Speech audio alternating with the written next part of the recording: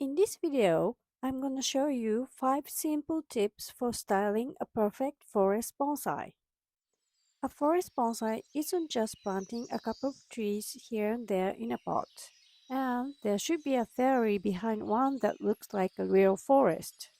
So, I researched many bonsai books and visited bonsai gardens to come up with 5 tips for a perfect forest bonsai that I want to share with you today.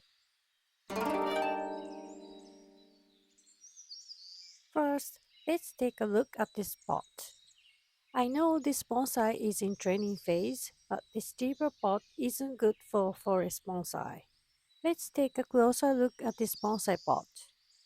As you can see, it's designed with a limited depth, and this shallow profile creates an illusion of a forest floor where trees emerge from the ground like this. Now, let's contrast this with a conventional potting pot, which is deeper. These pots may be good for houseplants, but the depth can detract from the illusion of a natural forest floor that we are aiming to achieve. The trees will look like ones that planted in a pot, like this.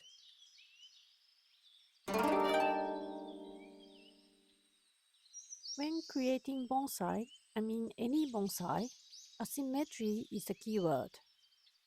This is because human eyes are very good at spotting patterns and lose interest when they do. Think about it.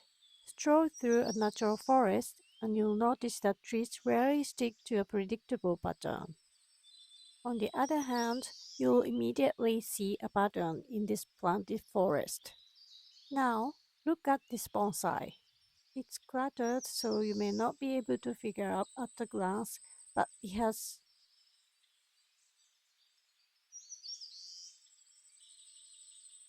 8 trees in it, which isn't ideal. For forest bonsai, you should consider using 5, 7, 9, or other odd numbers. This approach can make your forest bonsai's composition more dynamic and keep viewers engaged. The lowest branch is very important in bonsai making because its positioning creates a sense of stability and age to the tree and defines its overall shape. When we observe mature trees in nature, the lowest branch tends to be positioned around one-third to one-fourth of the tree's total height from the base. This natural design is what you want to imitate in your forest bonsai. When making a dynamic forest bonsai, size of the trees really matters. Variety in height and also thickness among the trees is key to creating an illusion of depth and adding visual interest. When you position larger or taller trees towards the front and smaller ones at the back of the pot, our brain interprets size in this context and makes us feel a sense of depth. Also, if you place smaller trees partially behind larger ones, we'll sense a depth in the composition. The difference in size also amuses our eyes and adds visual interest. Looking at this bonsai, it has thicker trees and thinner ones, which is good, but the height isn't much different, which doesn't add an illusion of depth to the forest. So, when you make a forest bonsai, choose the trees in varying height and thickness. By the way, if you find this video interesting or informational, please hit the like button. First, start by selecting the main tree, which is the anchor of the composition.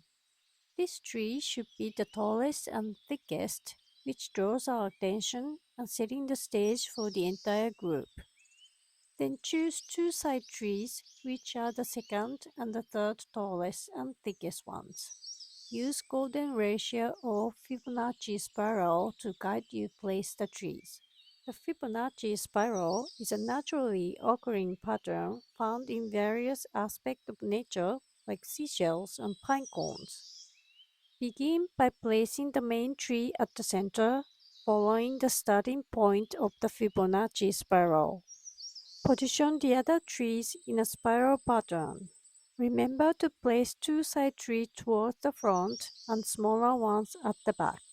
To provide a visual interest, place the trees slightly to the right or left side of the pot, leaving some space on the opposite side. Maintain an even spacing between trees to avoid predictable pattern. The shape of the trees as a group should look like an asymmetric triangle when looked from the front.